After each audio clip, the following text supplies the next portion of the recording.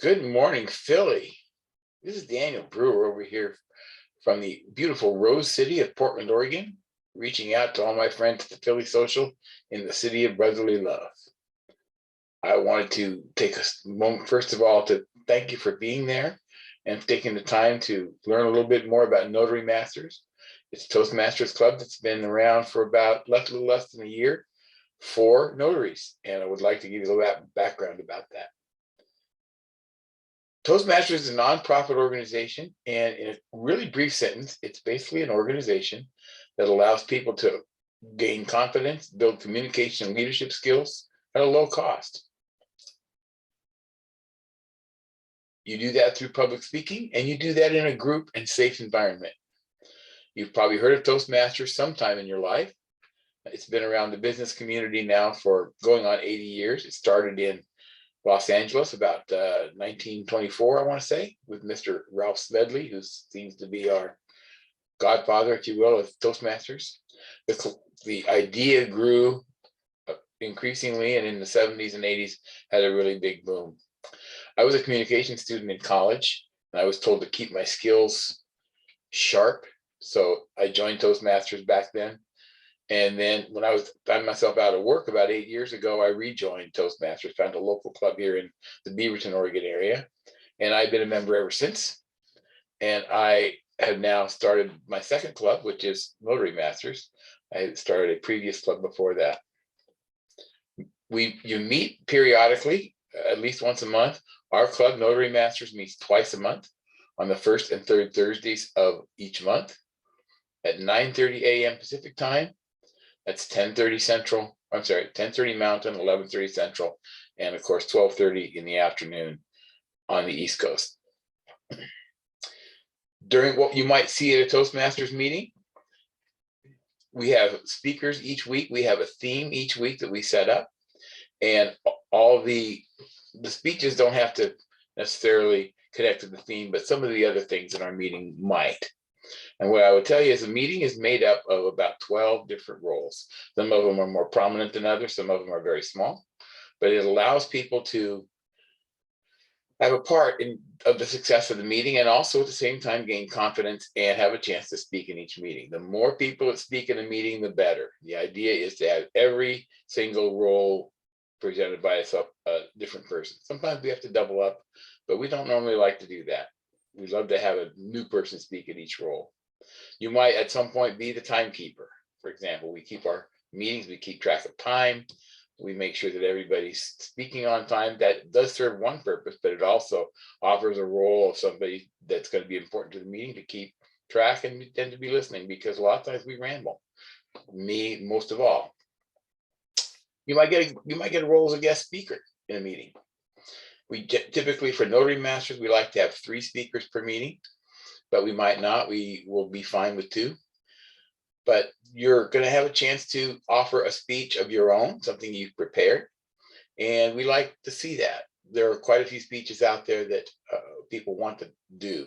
They have a lot to say. I know I do. I continually have things to talk about, and I really love the fact that I have a chance to do that with Toastmasters. The speeches typically run 5 to 7 minutes, but they could run over and less. And I'll tell you something, if you're a little bit scared, the first speech you give as a member, you just called your icebreaker, and all you're doing is telling us a little bit about yourself. So I really hope that eases your mind a little bit. You're going to be talking about topics you're familiar with, and you always get to pick your topic, and you get to show us who you are, and that's what we would like. It's a social and a networking group as well. The second part of the speech is about table topics. Table topics is another word for saying impromptu speaking. We throw a topic out there, and people get to speak without knowing what the question is. They're going to get to speak for 1 to 2 minutes, and hopefully that will really increase the skills that you might need at the table. When you're on page 52 of that signing, and you're seeing, oh my goodness, I don't know what this means. And so you have to extemporize for a while you're looking up the document, while you're trying to keep the signers at ease at the same time. These table topics are helpful for that. Then the third part of the meeting is the evaluation portion. And I find that is really, really important for everything. It's the most important part to me because I learn every time there's an evaluation that takes place. I learn what I might do in the future, what I might do in the past. I did a speech back in June where I unpacked my notary bag. I was going to just show people what tools I had. Thought it would be an interesting speech. The evaluation I got, I did it sitting down and I was unpacking stuff while I was on a table. The tip I got from the evaluation was, hey, Dan, you should stand up. Do that standing up. It's physical. You're going to take up some space. If you're standing up, you can kind of be a little bit more sincere and you won't feel like you're kind of rushed through it. It was like, okay, that's the greatest tip ever. I don't know why I didn't do that. So I'm going to do that speech again here in a little while. I'll be standing up for sure. That was a great tip. And I'm hoping other people that were listening to that evaluation are, okay, if I'm going to be open up a little bit, I'm going to have to open up. Maybe I should try standing up. Really good stuff. So why Notary Masters? Well, I'm going to tell you, Notary Masters came to me through a number of different events, but I noticed that some of the clubs I attend are corporate clubs and they use a lot of jargon. And for me, when I attended a meeting one time at Columbia Sportswear here in Beaverton, and they were talking a lot about supply chains and so forth. And I didn't know what they were talking about, but at Notary Masters, if you're using notary jargon, it's okay. We know the difference between a jurat and acknowledgement. We might even make a joke, or we might throw the word jurat into a joke and we'll all laugh. The people that don't know what we're talking about won't know. I've never heard a jurat joke, but I'm sure there's one out there somewhere. But we can use our jargon and we can use our own terminology, which I think is really cool. We add 2 specific roles to our meetings that you wouldn't see in any other Toastmasters meeting. One is the tip of the day, where somebody gets to offer a tip that nobody else people may or may not know. And I find that that's really helpful. One of our members one time was just telling about carrying a pack of sticky notes around in his bag. He uses them for everything. I have typically shied away from sticky notes, but for the purposes he's using them for, you know what? Sticky notes are a pretty good idea. So I now keep sticky notes in my bag. It's a really good tip. And I really feel like, okay, I got that from Notary Masters and it's been invaluable to me. We also have a section called Dear Notary Masters, which is a question that comes to us from one of our members. Maybe they didn't get into TNT one week, or they just have a question about their work or their business or just anything. And our group will offer ourselves as perhaps experts, or at least showing, hey, here's how I do it. We recently had a question about receipts. How do you handle receipts? We had a whole different array of ideas on how to handle that. It was really helpful to the person that asked. So I really feel like this is a really unique section to our particular club and our group. I really think it's fun. We're creating another strong notary community. I know there's communities for notaries blossoming everywhere, and I think they're all good. I belong to several of them, and I don't belong to all of them because I don't have time, but I wish I could belong to more of them. But we offer a really strong community. I have actually called upon members to help me with a signing that might have started in my hometown and ended up in their hometown. And I've been able to say, hey, I know somebody there. Let's get this done for you. And has been really helpful. So the community is not only a good professional community, it's a good supportive community. And I really can't emphasize that enough. It's the thing I get the most from Toastmasters. There is an education program that starts with your first speech, which is your icebreaker. Then your next 2 or 3 speeches work through a program called Pathways. Your first 2 or 4 speeches will get you through level 1. Then you'll move on to level 2. Then you'll move on to level 3 and so forth. Once you get so far through, then you do it again. And when you do that twice, then you earn a level called Distinguished Toastmaster, which is like a black belt in karate or an Eagle Scout badge or something like that. It's the highest level of Toastmasters. It's very few people get there. It's about 1% of the people that are there earn that, and it takes a lot of work, but you have the tools to blossom by simply coming to meetings every week and taking on roles, being active.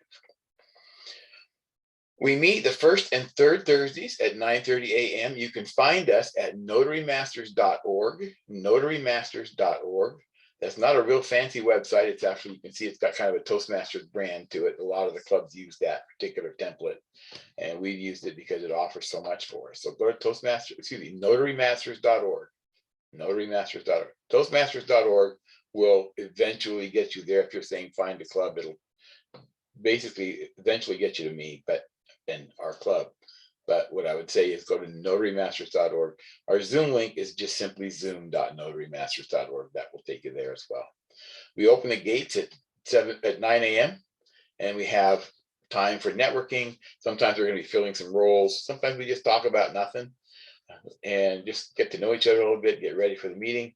At 9:30, we tend to try to start promptly at 9:30, and we're done at 10:45. So meeting lasts, excuse me, about an hour and 15 minutes.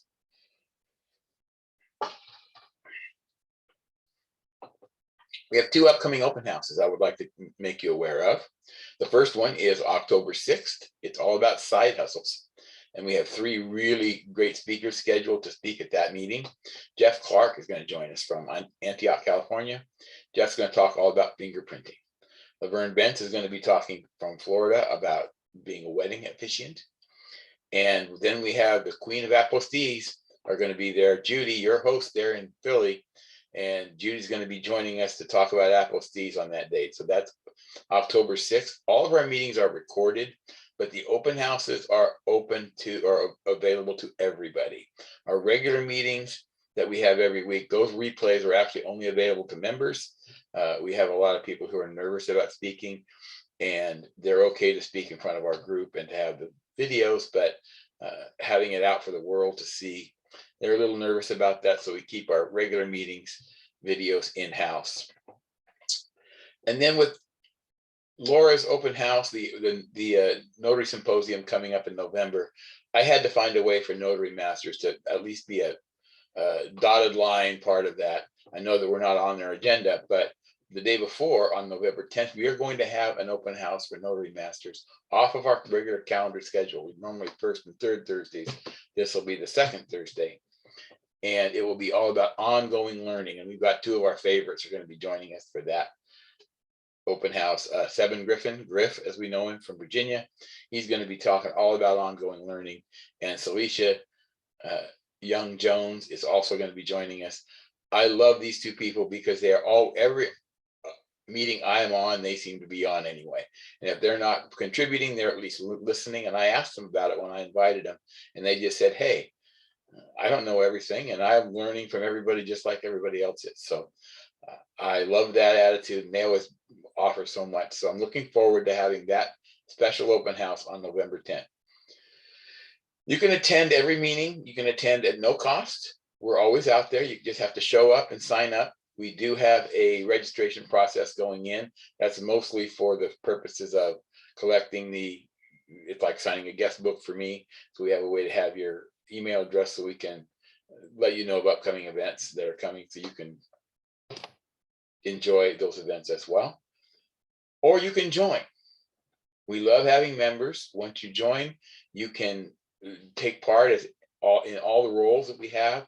You'll be a part of our website, which means you'll have a chance to sign up for roles right there on the website for the meeting. And we'll be able to keep track of each other, which is kind of neat to have that community as well. The cost is about $45 for 6 months.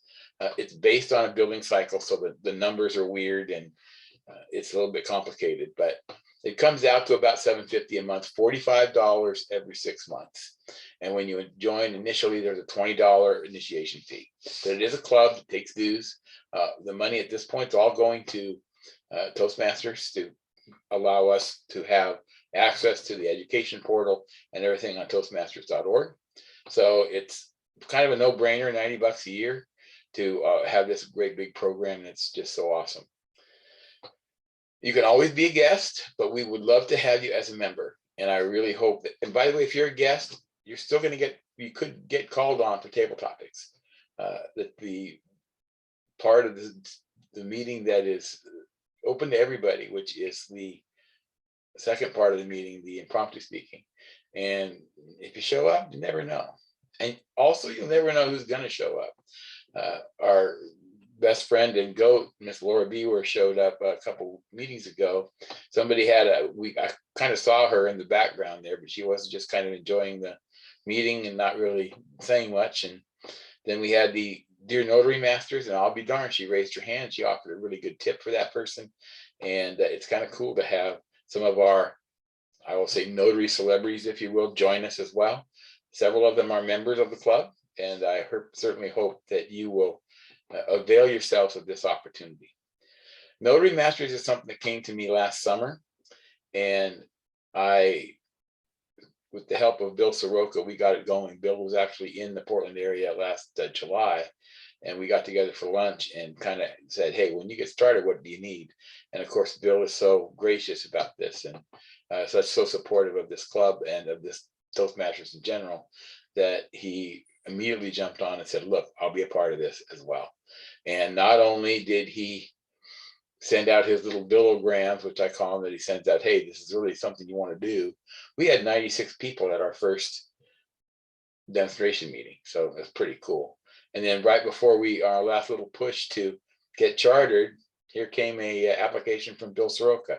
So Bill's a member as well, and we love that. Jen Neitzel's a member as well. We're still looking for members from everywhere. I think we have 9 states covered right now. So hopefully we'll get big, and it'll be a fun opportunity for each of you. I don't know what we're going to be doing in the future, but I know that if you have nothing else to do, one thing you can do is come twice a month, every first and third Thursday of the month at 9:30, and join us. And I hope you will at notarymasters.org. Hey, thanks for allowing me a chance to reach out to you about Notary Masters. And I hope the Philly Social is going great. And here from the Rose City, this is Daniel Brewer. I just wanted to remind you to speak often and speak well.